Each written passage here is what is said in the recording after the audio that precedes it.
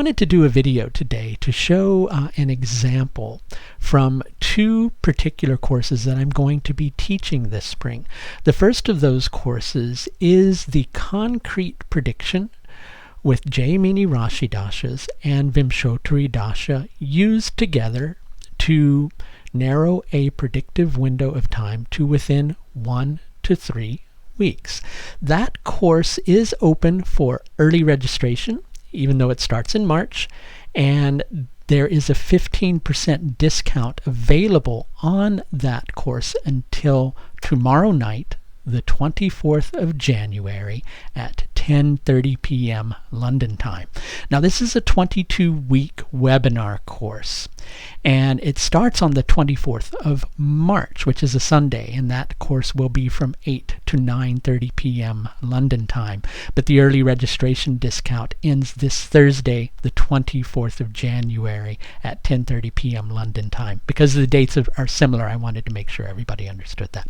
The other course is a course that starts on the 10th of March, okay, which is equally a Sunday, and that course will run from 6:30 to 8 p.m. on Sunday evenings, and that is a 44-week webinar course. There are no current discounts available on that course because the early registration discount has closed, and that is my How to Make Planetary Yogas Work webinar course. Okay, so we're going to go into an example chart today using some techniques from both courses to see if we can understand the date that somebody got married through the use of astrology. So here we go.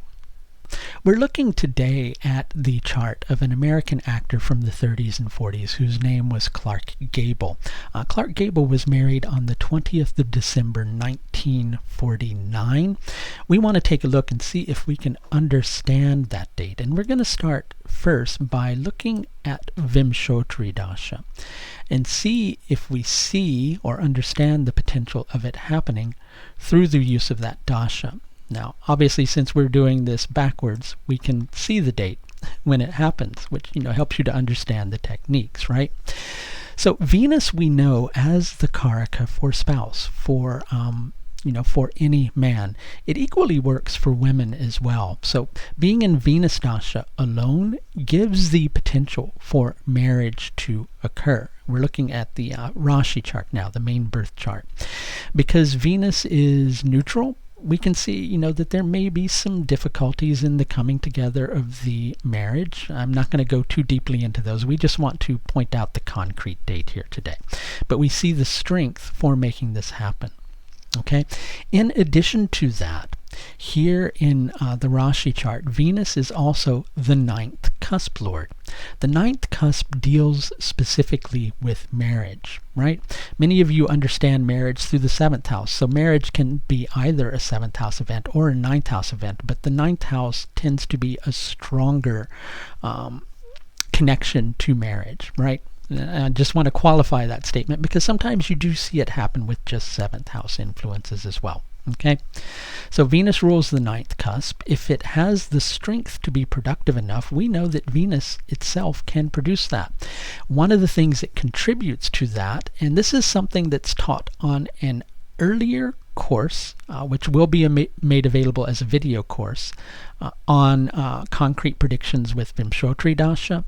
But if you're taking this concrete prediction with Jaimini Dasa course, you can also use your own Vimshottari Dasa techniques, or purchase that video course when it's available. Okay, so Venus is Kumara, which makes it so that Venus has the capacity to create relationships.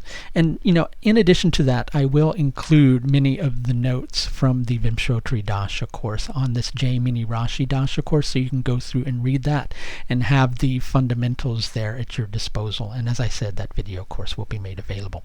But a Kumara planet has the capacity to create an event. It's a productive planet. It means it's youthful. So Venus has the capacity to create marriage here. Okay.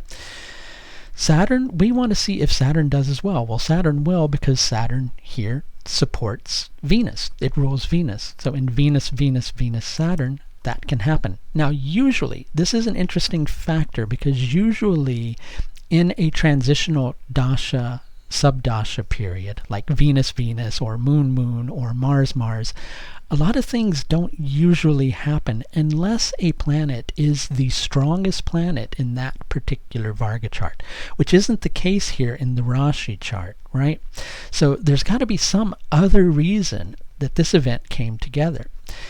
We're going to take a look at planetary yogas in order to determine if we can figure out what else it was that created that.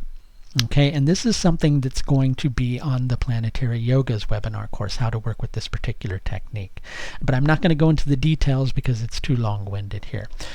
Saturn over here is not really that strong with the 0.2 score that we see. But generally a planet that's like 3.5 or 4 or something like that can be very productive. Here we have Venus at 3.4. So that means that Venus's yogas can be strong. And if Venus's yogas are strong, and in addition to that it's Kumara, that obviously helps things somewhat. And even though Saturn may be seemingly weak here, because Saturn is in his own house, that also helps things. Now this relates to a particular yoga that I'm going to show you here, which has the capacity to create marriage. And that yoga is conch shell yoga. And it relates to when you have the Lagna Lord, here I want to highlight that for you, with the 10th Lord in a movable Rashi. And the 9th Lord is strong. Okay? So we've got a decently strong Mercury here. In addition to that, we've got the Lagna Lord, which is Saturn, with the 10th Lord, which is Venus. Okay, and it's in a movable Rashi. If you notice here, one will be endowed with wealth and spouse. Okay, so one can get married when this comes together.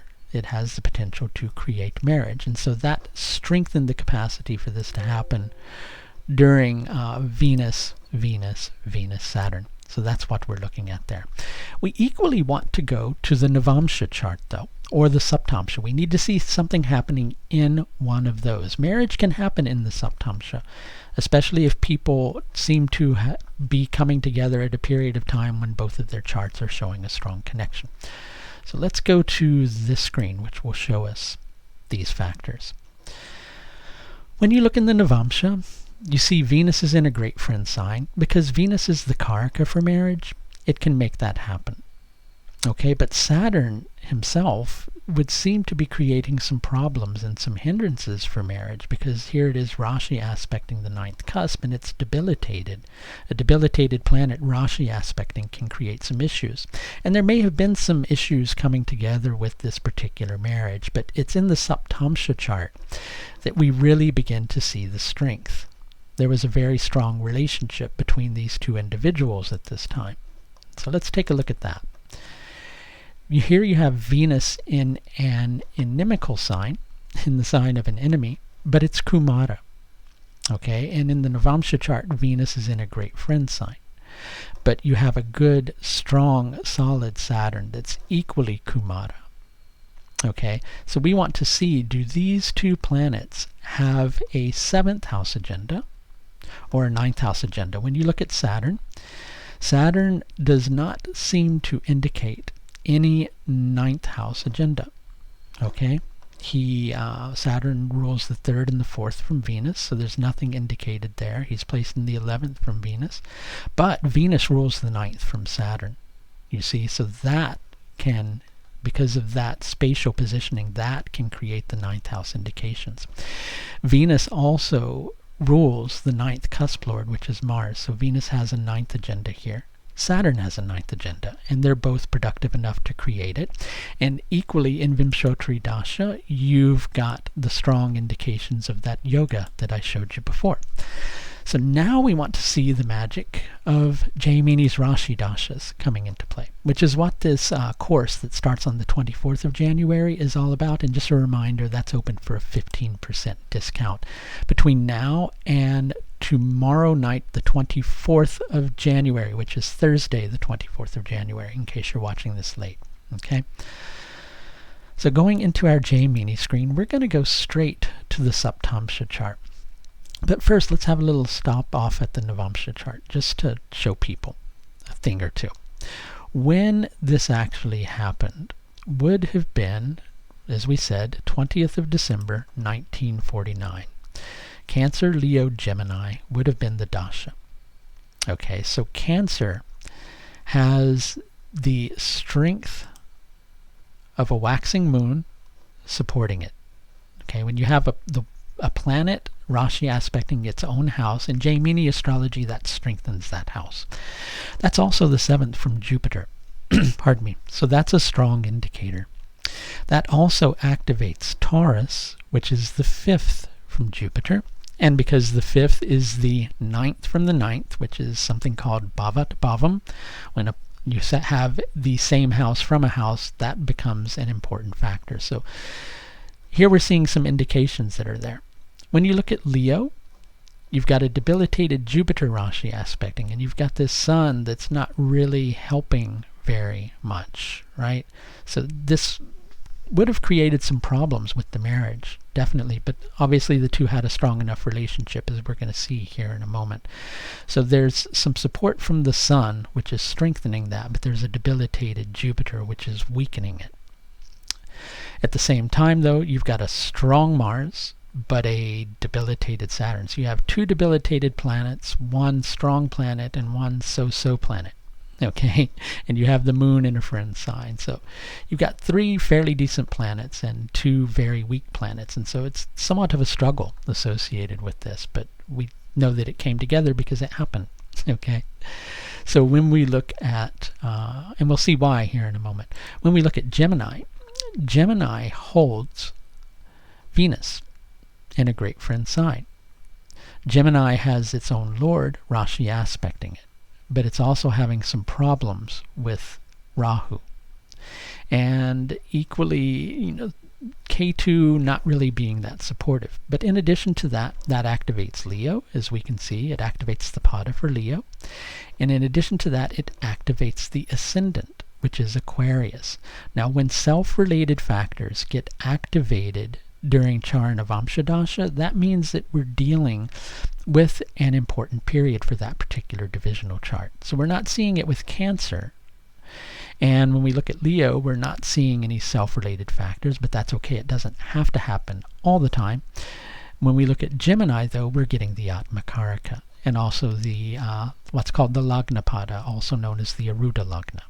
Okay, this also activates Aquarius, right, which holds the ascendant. So there's a lot there with that. Okay, but let's go look at the Saptamsha, because that's actually a stronger chart.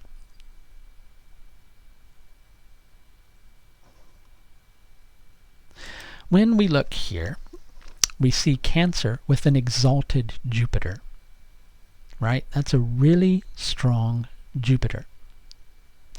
In addition to that, well, there's nothing else. Sorry, I thought there was another planet interacting with it. But there's some duress that Jupiter is coming under, because we've got Mars creating some stress from here. We've got Ketu that is not really helping matters, is kind of indicating that this is a marriage that there will be some karmic flaws in, and we can see on a certain level that perhaps there are some things that aren't being expressed within the marriage. Now, I don't know the details of this marriage, so I don't want to go too deeply into that. And we also have Rahu, which is weakening Jupiter a little bit, and you've got Venus, which is trying to help but is somewhat weak. But Jupiter all on its own is exalted, right? But it's exalted with some difficulties that it's having to face. But still, it's strong enough to create marriage if other factors indicate that that would be the case. So why would Jupiter create marriage here? Well, because Jupiter's the Darakaraka, and it's exalted. Okay, so Cancer itself can create marriage. When you look at Cancer, Leo, notice that you have the ascendant getting activated in the Saptamsha chart. That's good. That's what we like to see. And you've got an exalted sun supporting Leo, and you've got a waxing moon supporting Leo. So this is a really strong Rashi. That Rashi also holds the pada for Scorpio, which is a fancy way of saying that Scorpio gets activated. But and Scorpio holds the 9th cusp.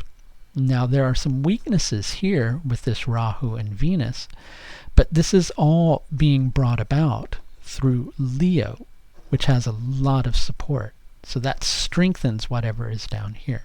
Okay? So when you look at Gemini, what you're seeing is Mercury. Mercury in his own house is going to strengthen Gemini. And Mercury is also the lord of Gemini, so that's two factors that go to strengthening that particular Rashi. Okay? When we look at Mercury, because of Mercury being in the 8th from Venus, it means that this marriage came together with a lot of friction involved. I don't know much about it, so I'm not going to comment on it, but that's something that we can definitely say would have happened. But in addition to that, this is a strong Rashi. Mercury here is Rashi aspecting the 5th cusp, which is the Bhavat Bhavam cusp for the 9th house. So that strengthens factors somewhat. In addition to that, Aries is getting activated here through Gemini, which holds the waxing moon, in addition to holding the sun, who's the lord of the ascendant, which is another self-related factor that we're looking at here. So this is a good solid Rashi, and this exalted sun and the moon are Rashi aspecting Aquarius. And they're also Rashi aspecting Venus, bringing some support to that. So we can see how marriage would have happened during this particular period of time. So let's go over to Aya Dasha, which is another Dasha. So when you have 3 Dashas that are pointing towards a similar event, that's a good strong case for that event happening. And so we're seeing so far here in Char Navamsa Dasha, it could happen between the 2nd of December and the 1st of January. Here in Aya Dasha, it's saying pretty much the same time period. So we see Cancer, which is something that we've already seen. Aquarius is getting activated during this time, Cancer Aquarius. Aquarius has this exalted Jupiter Rashi aspecting, and waxing moon, which is strong, and an exalted sun, which is also strong. Aquarius holds the 7th cusp, but it also holds the Pada for Taurus, which is the 7th from Venus. And in addition to that, it holds the Pada for Sagittarius, which holds the Aruda Lagna, which is, again, a strengthening factor, even though we prefer to see those things in Char Navamsa Dasha. When you see them in other dashas too, they are also pretty meaningful. Okay? So with Taurus as well, let's see if we're missing out on anything else that's meaningful.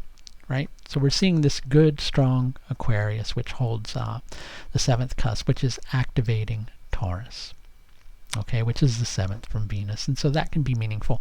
But interestingly enough, here's Mars in Purva Falguni Nakshatra as well.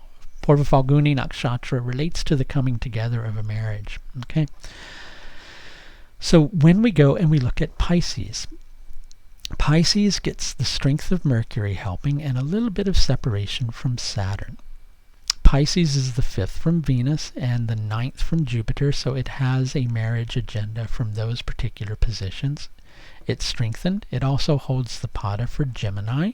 So Pisces holds the Pada of the planet that's also strengthening it. So all in all, this is a good, strong dasha. Oh, here's another factor. With Taurus getting activated through Aquarius, we have the 3rd cusp getting activated. In Aya Dasha, the 2nd and the 3rd house become very important because those relate to the resources that one needs to make something happen.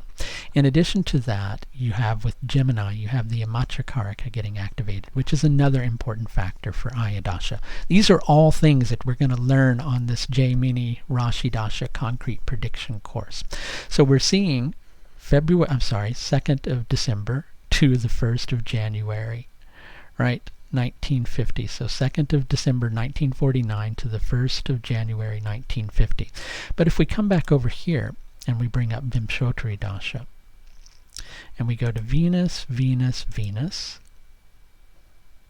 Saturn, we're seeing between 2nd of December, because we see that with our Jaimini Dashas, and the 30th of December 1949. So we've got a window of time that's like basically 28 days that we can predict an event from. And coming up later on in the year, I'm going to be teaching a technique that helps you to narrow it using transits, so you can figure out when, like within a few days, when an event is going to happen. But this is the second step in that process. This course can be taken as a standalone course. So, if you don't know the Vimshottari Dasa techniques, you can take this, because these techniques themselves are applicable to prediction, right? And to prediction within a few weeks period of time. If you know some Vimshottari Dasa techniques as well, even just your own Vimshottari Dasa techniques, that helps you to predict things also.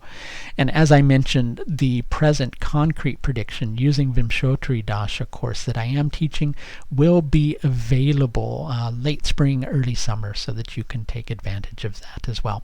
So if you're interested in taking advantage of the early registration discount for this course, again, that discount ends tomorrow night, the 24th of January at 10:30 p.m. London time. In addition to that, if you want to register for the yogas course, which we showed one technique for, you can find that on my website.